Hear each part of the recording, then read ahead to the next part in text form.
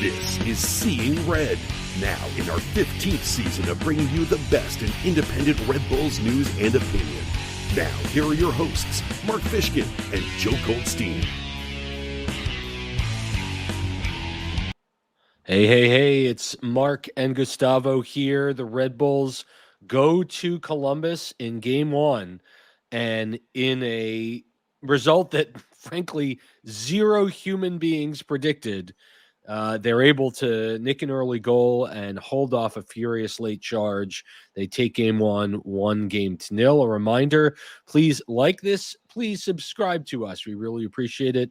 Mark Fishkin here with Gustavo Gumiarâes of Territorio MLS. Gustavo, a fantastic performance, a team performance. What were the highlights that stood out for you last night? I think they were so well organized. The game plan was perfect. They didn't make any major defensive mistake, and I think that's what called my attention. They were precisely informed according to the game plan, what they had to do, and as you just mentioned, it was a complete team performance. Overall, I'm very pleased. I thought they had even chances to score even more to make a biggest lead. That's important to say. And overall, they were way more precisely in what they had to do comparing to Columbus. Columbus had almost 800 passes throughout the match compared to 214 from the Red Bulls, and the Red Bulls came up big. So I'm very pleased with the performance from last night.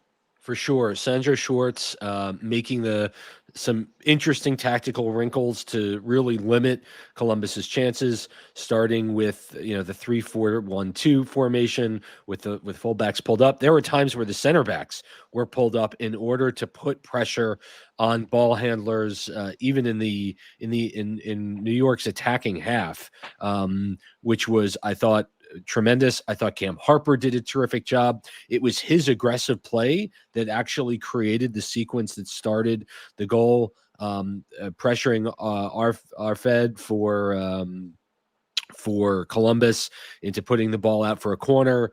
2 corners later, the ball's in the net. Carballo, his first goal as a Red Bull. But I thought it was a combination of both the tactical plan for that Schwartz put out and the execution. As he said in the post-game presser, it was about the team defending together. And that is really what stood up. I think when you think about key factors in the match, without Diego Rossi in the Columbus attack, the Crew were kind of focused singularly around Cucho. Rossi scored 20 goals this year. And you cannot, you can't say that his absence wasn't a big factor in the game. It absolutely was. It created a total lack of a second attacking focal point for the Crew, and it made it very, very difficult for them to get much going. Obviously, in the second half, things started to slow down. Defending for your life for 90 minutes is a challenge. Defending with a lead for 65 minutes is a massive challenge. New York did allow a few chances, and when they did, Carlos Coronel came up with certainly one of the performances of his Red Bull career. Absolutely, Mark. And it's funny, yesterday I was driving to work listening to your conversation with Steve Jolly, and you guys were kind of talking about how he lost his mojo a little bit after losing the starting position with the Paraguayan national team. And yesterday, I would say it was his best performance, wearing this crest. I think he had, 8 saves, which ties him with Ryan Mira for the record in a playoff match. Yep. Goes back to 2020 against the same Columbus. And it's happy to see how he was able to turn around, especially after that horrible loss against New York City, where he committed a few mistakes. And it was nice to see him performing big. That's why I'm wearing this jersey, honoring my guy, Carlos Coronel.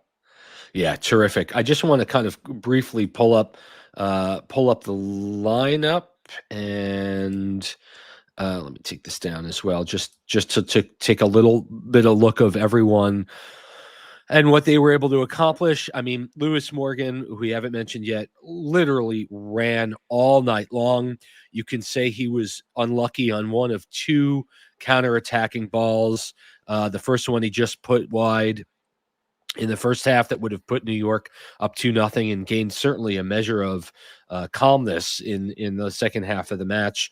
And then the opportunity again sprung both times by Emil Forsberg, a long breakaway against Schulte, and he just pushed it just a half step too wide that prevented him from getting an attack on an empty goal, but not anything to take away from a terrific performance, considering that he stretched the Red Bulls press across the entire length of the playing surface and defended as well, right? Both he and Van Zer defended for the entire game, which was absolutely crucial. Tolkien got into the mix. Danny Edelman did very well. And I thought Andres Reyes got engaged and didn't let the size of the moment wasn't too big for him. Yes, obviously, shots on goal by Columbus, and you expect that with the quality of the team playing at home. But I think at the end of the day, you have to give it to Coronel. A couple of spectacular saves down the stretch on DeJuan Jones. And New York's got to come back with a ton of confidence. Absolutely. Nobody expected this outcome. Nope. Only maybe themselves, maybe the players, they were, showing that confidence. Let's shut the word. But they got to come back full of confidence. They have a job to do. It's not over, obviously. We don't know how Columbus is going to take this, because not even themselves, they're not expecting this loss. It's a shock. It's a completely shock to the MLS world. And they still have a job to do. They have another match where they can somehow qualify themselves for the next MLS Cup playoff round, which makes me very excited. Yep. Columbus scored 72 goals in the MLS regular season. They were only shut out 5 times in 34 league matches.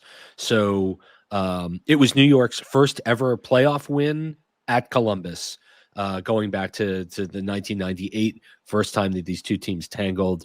They had failed in their previous 4 tries. And let's be clear, the team understands very, very well that the job isn't done. In all of the post-game interviews last night, both Schwartz, Carballo, Forsberg during post-game on Apple TV, a real understanding that they've accomplished absolutely nothing. The great news is they are now playing with house money. In addition, they can't be eliminated from the playoffs Sunday at Red Bull Arena. And as longtime fans of this team have seen the season come to an end at Red Bull Arena many, many times over the last few playoff years, and even before during the Shield seasons. But New York cannot lose the season on Sunday, and that'll be great for me. Quickly, just bull of the match. I get a sense from who is on the shirt that you're wearing. It's Coronel. I'm going to give it as well. A second bull for me to Lewis Morgan for the effort that he put out there. But let's talk about game 2. What is it? Just that Wilfried Nancy is going to come up with some creative wrinkles, and if Rossi is unable to go once again, how does New York do anything other than more of the same? Because what they did was so effective last night in Columbus. Yeah, but then there's another factor. They will be playing at home, and the fans expect them to go forward. That's the main key. Should they go forward? Should they expect Columbus? I think Columbus without Rossi, they become way more predictable. Obviously, they still have the quality of the players they have, the possess what they have, especially Cucho Hernandez. But in my point of view, I think the game plan should be pretty much the same. Calling Columbus to come forward and then counter-attacking. And let's say you open the score in the first half, then you park the bus during the second half. But it's the mentality needs to be pretty much the same. Not pretty much. It has to be the same. No mistakes, no soft goals, no allowing goals, especially at the beginning of the match. And that's very important because it has happened during the last couple of the few matches at the Rebel Arena. And the fans needs to make the difference too. They need to sing, they need to push. I was watching Copa Libertadores after the Red Bulls game last night, and it was amazing to see the atmosphere the Argentines created down there. And I wish we could at least replicate some of that Sunday at the Red Bull Arena. Well, thankfully, unlike previous playoff years, New York will have had 2 weeks to sell in this playoff game. I know there's a rally towel giveaway for 15,000 fans. I don't know if a rally towel is a massive draw in 2024, but I think anything to make it a little more exciting. It's 4:30 on Sunday. Yeah, I mean, for me, and understanding that the team's going to have to defend first. We haven't seen New York score the first goal in a real long time. I mean, heck, this is only their second win since late July in all competitions that we saw last night. So scoring first, absolutely a must. New York now 10-1-5 this season when they score first. And again, it's going to be an incredibly physical challenge for them to be able to keep up their stamina against a very, very good, tactically sound Columbus team. If Rossi can't go, agreed, they're going to have to do a little bit of the same. I'm going to just disagree with you, Gustavo. I don't think New York's going to have to come out and play. I think coming out and playing this team is what's gotten them in trouble, in the 3-0 loss early in the season in March, as well as in the 3-2 loss at home on decision day. I think you dance with the girl that you brought to the party. I think if they can continue to press and frustrate, it will be really, really effective. Forsberg picked up a yellow in the first match. Noah Isla picked up a yellow in the first match. So both of those players are going to have to be careful when defending, assuming that Isla sees the field. Curious what your thoughts are of the substitution strategy. We got to see Wiki Carmona, who Steve Jolly and I talked a little bit about this week. I thought he was effective, although Columbus did get their best chances towards the end of the match. I thought the late substitution, bringing in Ayla, bringing in Peter Stroud, very effective to see through a 9-minute stoppage time period, where once stoppage time started, Columbus really didn't get a terrific look. And I think those fresh legs coming on so late, Ronald Donkor as well, made a difference. Absolutely. I was expecting Sandro to start changing the team after the 6th minute. I thought the starting lineup would be a little bit different. I thought that Stroud would start over Harper, more like in a defensive approach. And I was very pleased to see the way the guys from the bench, they came to the field, the mentality, no mistakes, no major mistakes, no stupid mistakes. Yep. And especially Ola, which I can't say his name somehow. Ayla, you got it.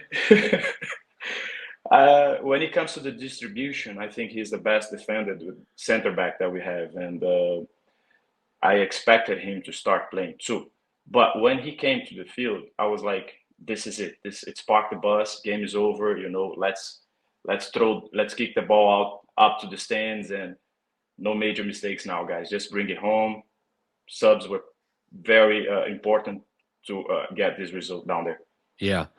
And again, all the pressure on Sunday is on Columbus. New York has done something, and as we talked about with Steve Jolly, literally nobody picked the Red Bulls to have a chance in this series. And so when that's the case, and it's including myself, full transparency, I didn't expect last night as well. And so you have a situation where I think, Gustavo, you said it right. Perhaps the only folks that believe that New York could do this was the coaching staff and the players themselves.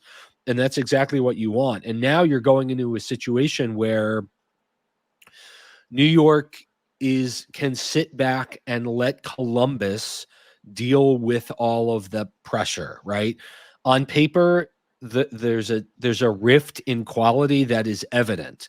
But when you're playing Schwartz's system, when you're defending effectively as a team, when you're conceding possession, right? Columbus had nearly 80% of the possession last night, which did not bother New York in the slightest, right? All New York wanted to do was make it difficult to provide that final pass.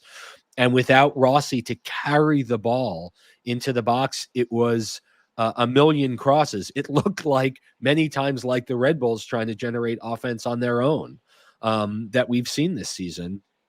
And so New York does have another day if things don't start out well tomorrow. And certainly I'm not suggesting that they drop the effort one bit, but Columbus is, if the game remains scoreless or if New York is able to score first on Sunday, things are going to get really, really nutty with the Crew, as Nancy will try to do everything he can to get this series back to Columbus. Important to note, on the other side of the bracket, Cincinnati is leading NYCFC after a 2-0 victory where Cincinnati outshot New York City something like 22-6 in that match. I don't think the Red Bulls, and I'm not looking forward, but if in fact New York gets through and it is Cincinnati, I think New York will be very, very confident in that series based on the way they've played against FCC this year. But a long, long way to go. And the good news is, coming out of yesterday's match, no one was resting. No one was jumping up and down. Certainly the team was pleased about how they played, but there is a real understanding that the job is only half done. Absolutely, and that can become a very dangerous spot for this Red Bulls team because you didn't accomplish anything. You just won, you took an advantage, which is obviously important, but the job's not done. And I hope the players, the coaching staff, everybody have the mentality regarding towards it. They still have another 90 minutes to go, and even more, they can go to PKs, which I don't like about the format of these MLS playoffs. I think it's stupid, let's put it this way. But hey, the Red Bulls have two ways to advance for the next round: win or even draw. You can win in PKs as well. So hopefully it's very important not concede the first goal. Yep. At the beginning of the match. Then we're going to bring the pressure towards this Red Bulls team. And we've seen throughout the season how they deal with the pressure when they're losing, when they have to go forward, when they have to find a goal. And I don't want that to happen again next Sunday. Absolutely. You have a prediction for Sunday? 4:30 p.m. on Sunday. You have a prediction? Well, and clocks change Sunday morning. So it's going to be nearly pitch black at 4:30 when these teams kick off. Just for everyone, make sure fall back. But nevertheless, you have a prediction for Sunday. Mark, I've been positive all the season when you asked me this question. And for this time, I'm feeling a little bit, weird. I would say a 1-1 draw and a win in PKs. I would be very happy with this outcome. I don't want to jinx it. I just don't want to jinx it. Well, and there's literally nothing you can say, my friend, to jinx it. Trust me, it's been a long time. Yeah, I'm going to stick with it. I predicted a Columbus comfortable win on Tuesday night, and I will do the same in an effort to affect the opposite outcome. I'm going to call it a 3-1 Columbus win that would take the series back to a third game the following Saturday. But nevertheless, coming up, we have a special guest, and then and we'll wrap it up. So, Gustavo, thanks so much for joining on Seeing Red today. I really appreciate it. Always a pleasure, my friend. All right, we'll be back after this. Keep it here.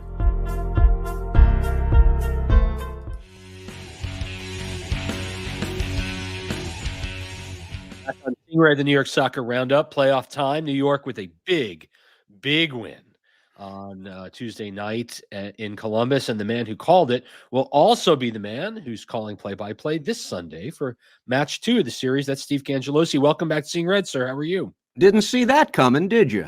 I mean, I am not alone. we were racking our brains trying to find someone, Steve, that would give New York a chance in the series, in the game at all. It was as if it was preordained that Columbus would just show up and, based on their sheer level of talent, would take this series convincingly. And I think everyone is scratching their head, and I think Red Bull fans are clearly overjoyed at what they saw, and it goes not only to Schwartz's game plan on Tuesday night, but to the execution. The execution by many different heroic performances by these players over 90 minutes. That was fascinating for me to watch. And there's a lot to be proud of. That was a tongue-in-cheek comment that I started with, because this was a confident group as they arrived. The handful of players that I got to communicate as they made their way into lower.com field, you had a sense that they knew what they were about to do and they were ready to execute it. You know, I've been reading a lot of footnotes in the aftermath of the game, Mark, about what this means. And some of them are in front of me now. First road playoff win since November of 2017. First playoff shutout since 2018. But context is a very important thing here. Yeah. On each of those occasions, the Red Bull season ended. That shutout against Atlanta was part of the second leg in the aggregate series that saw Atlanta go to MLS Cup. The 2017 game was the second leg against Toronto. Their season ended at BMO Field that night because Toronto advanced on away goals. My point is this: coming out of the game in Columbus on Tuesday, this has to be the best feeling a Red Bull fan has in the aftermath of a playoff game in a very, very long time. Yeah, very long time. Lots of reasons, lots of factors. Columbus clearly missing Diego Rossi and the extra dimension of offense that he brings to the attack. Dimension and proficiency. He's a 20-goal scorer on the year. I thought Cam Harper played incredibly well in the first half. Really generated the sequence that resulted in the goal. Carballo, a fantastic time to get his first marker for the team. And watching the forwards come back and defend deep into the second half really illustrated the notion that everyone is bought in.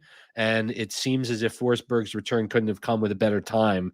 And now New York has the ability to absolutely shock the entire MLS world if they're able to get this done on Sunday and shake up the conference. I'm going to push back a little bit on the absence of Diego Rossi and what that meant for Columbus, because no team plugs and plays better than the Crew in Major League Soccer. I know that they won a lot of games in Miami with Messi not there, but I think the dynamic is completely different, because I think Wilfred Nancy would be the first to tell you the personnel is largely interchangeable on this club. Now, look, Cucho is Cucho, and we all know what he means. He's an MVP finalist, but it's still at the point where I think this team is not taken out of its game plan if it's a Matan or an A.Z. Jackson or a Jason Russell Rowe in the place of a Diego Rossi. Those aren't my words. That's what the Crew has been stating all season long. Rossi's a fantastic player. The number of players who went well and beyond above what we might have come to expect, there's a whole list of them. I mean, you could start with the obvious one. They don't win the game unless Carlos Coronel makes one epic save and another one, the kick save prior to that, that was his shining moment in a Red Bulls uniform in the 4 years that he's been there. You mentioned Harper. I thought Edelman was terrific. Yes. I thought he had his game face on, and I thought when I saw the lineup, and we suspected it would be three in the back, one of the critical things I thought, because Andres Reyes gives you a lot of good things, but there's a wild card element there as well. And I thought the spacing between the defensive midfielders and Andres Reyes all night long would be imperative to what they were capable of doing, and they got it darn near perfect, and that's why they're in the situation that they're in now. Yeah, they really did. And watching the MLS Crew break it down, and the sequence when Reyes is pushed up into the second half to close down Columbus before they can even get going. Truly spectacular. And we didn't see some of those challenges that Reyes has shown over his Red Bull career, where there's a split second of losing your head, where there's a rough tackle. The idea that the yellow card came to Ayla late, fine. But the fact that Edelman also was able to escape without a yellow in the series is terrific. You have to think that a consummate pro like Forsberg won't be baited into making another mistake in leg 2, and he'll be available should leg 3 be needed.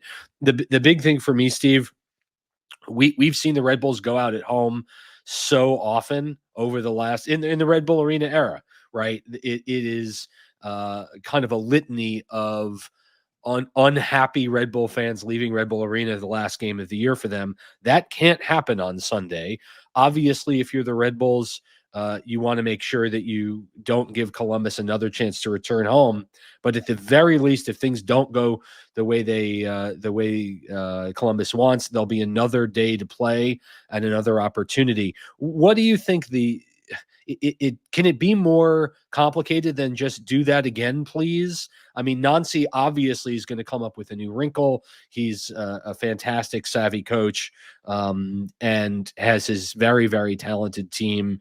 They won't be rattled by this result. They'll come back just as hard on Sunday. I'm just kind of curious your thoughts are, if you're Sandra Schwartz, what more can you do than say more of the same, please? There was an element of surprise that I think factored into game 1, and now that advantage is gone. It was interesting. Right. We were watching the warm-ups, too, on Tuesday night, and the Red Bulls were warming up with a back 4, Mark. Again, they wanted to push that element of surprise to the very last moment. So I think they hit them squarely between the eyes, and Nancy is not going to be fooled again. No. I think he's the best coach in MLS. Sandro has done wonderfully with this group, of course.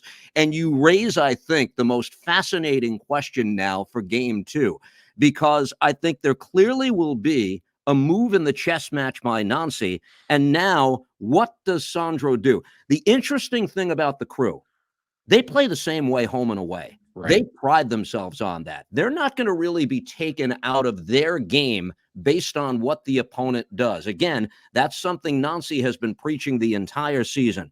Would I fall off my chair if they start out the game on Sunday afternoon in their more traditional 4-2-2-2 to get it started? No, I would not, because I think that's still, at the end of the day, a bread and butter formation for them. I think that tactically, they need to have personnel on the field that will enable them to flex very easily. And they can do that, by the way, with the starting lineup that they used on Tuesday night. As long as Dylan Nealis is on the field, right, I think you can flex into Nealis as a traditional right back or as the right center back in that formation with 3 when you're 3 when you're attacking and 5 when you're defending. It's the most imperative question, I think, as we approach Sunday. And I think the first goal in this game, look, I know it's very cliche to say, right, the first goal in this game is massive on Sunday afternoon, because then suddenly you've got this team, which some have called arguably the best team in MLS history. I've always thought that's a stretch. You put them on the ropes, and then the drama really unfolds on Sunday afternoon. Yeah, and if things work out for New York, and it's another positive, shocking experience for them, positive result, you may have an FC Cincinnati team waiting next that New York would feel very, very confident about taking on in the next round. Now, obviously, that series isn't decided yet. They completely dominated NYCFC on the score sheet, something like 22 shots to 6. Mm-hmm. But nevertheless, it should be really, really exciting. I was curious your thoughts on Lewis Morgan. By all accounts, a fantastic job stretching Columbus, making them, I guess, quake a little bit. Had 2 fantastic opportunities to salt the game away, was unable to convert either of them. Was absolutely exhausted coming off the field. Now, what are your thoughts on Morgan's play and what he can bring to game 2? Well, again, the end result enables us to put this in a context of a heroic performance by Lewis Morgan, right? If Yeah. Carlos Coronel doesn't make those two critical saves, though, are we examining far more closely the misses by Lewis Morgan in this game? Look, he is one of the backbone guys of this team. And on so many occasions, he has been the one who drives the bus when others should have been there to supplement what he's doing far more than they were. I felt good for him at the end of this game in that he can look back at a couple of the moments in that game and not have a sleepless night thinking, should I have chipped Schulte when he was way off his line? Was there another approach on that other shot that he curled just wide of the far post that could have given this team a 2-0 advantage? But to think how his work ethic just put three different center backs on Columbus in this state of peril, Yes. matched up one-on-one. He was running late in the game, and I think I said this on the air. That last sprint when Zawadzki was the one guy back, he was running like it was the opening minutes of the game. That's an inspirational thing. All things considered, the end result is they win. They're in the driver's seat of the series now, and I think he feels nothing other but than very good about what he delivered in the biggest game of the year to this point. I loved it. I don't know if he has 90 minutes in the tank again on Sunday, but I'll be fascinated to find out. Yeah, and talk about inspirational. I mean, the entire team defending for each other, shifting constantly, and then watching your top scorer go out and break down the opponent's defense one-on-one, getting to all the way to the end line is definitely, I think, helped to lift this team down the stretch. It was a little hairy the last few minutes of the game. Russell Rowe got free with a header that went. He just couldn't get to. Mm-hmm. Again, Coronel with the 2 late saves. I thought the late subs were terrific. They were, I mean, late subs. But when you're looking down the barrel of 9 minutes of stoppage time, I thought putting on Stroud, I thought Doncor did well. Curious what your thoughts on Wiki Carmona's play. We talked to Steve Jolly earlier in the week, and he had identified Carmona as kind of a wild card. I think a lot of Red Bull fans or new Red Bull fans don't recall a lot of Wiki's strengths, given that he's been hurt for most of the last year. Came in and helped relieve the pressure a little bit for New York. Yeah, and I think that'll primarily be his role for the balance of this series, okay, as far as this team goes. Only to go back to what I said earlier, I think that combination of Dylan Nealis and Cam Harper gives you that flexibility to go 3 in the back or go 4 in the back. But I think Carmona is that player who will give you 20 very honest minutes, and he's able to create things that you would expect him to create at this point now. I know he's a young guy, but he's not a rookie anymore. He's not in the embryonic stage of his career with this team, and you want more of that. I think, though, that for the purpose of this series, I can see him being the 15 to 20-minute player. The other thing about the subs that you referenced, because I was thinking about this as well, when Forsberg was subbed out late in the game, the first thought I had is, okay, they have no intention of taking this to penalties because their best penalty taker has just been subbed out of the game. Yes. He's 5 for 5 this year, and let's face it, he's money. So with him and Morgan out of the game, correct me if I'm wrong, I think the only other Red Bull who's taken a penalty this year other than those two, Manuel took 2 of them and John Tolkien took 1, and that's it. Right. And then you would have had the litany of guys in that position who just aren't used to that kind of pressure at this point. But all worked out. Yeah, it did work out in the end. And I would be surprised if they didn't come out with as much poise as possible on Sunday in the aftermath of that win. They're playing a team that deals with adversity very well. But that adversity for the Crew has really been within game, not in the context of a series. Yeah. And if you're the Red Bulls, you're coming into Sunday feeling confident. All the pressure, as they say, is all on the Crew to be able to deliver. And while you certainly can't play a relaxed stance against this highly talented team, it's a game that you want to win really badly. It's not a game that you have to win, and you can't say the same of the guys on the other side. So yeah, and you're looking at 3 weeks off if you do win the game as well. Wow. When you think about it, because that would take the third leg out of the equation, and then the international break would come. And look, these are champagne problems, and I think Red Bulls fans would, of course, love to have them, but that's one of the quirks now of this MLS playoff format. I don't know if when we had you on earlier in the month, the news of the floating the schedule change to a more traditional European style had come out. I'm curious if you have any thoughts on it. I'm not the best person to ask about this element of it, but everyone else that I've spoken to has said that this will be your best chance at garnering the best players in the world in the transfer window. Right. Okay. Because that's been the one fly in the ointment to this point. It's something that I think can work. I think we're playing into December already with MLS Cup. We're getting started the third week of February as it is. I mean, it's been announced that February 22nd, 23rd is going to be the opening weekend. How much are we cheating this exactly?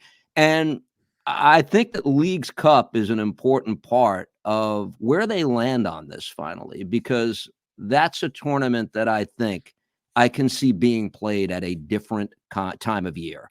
Absolutely. And if that's something that gets you started in a more traditional warm weather setting, and that notion has been floated, then maybe that's where you make up, the part of the schedule that I think people are very concerned about right now.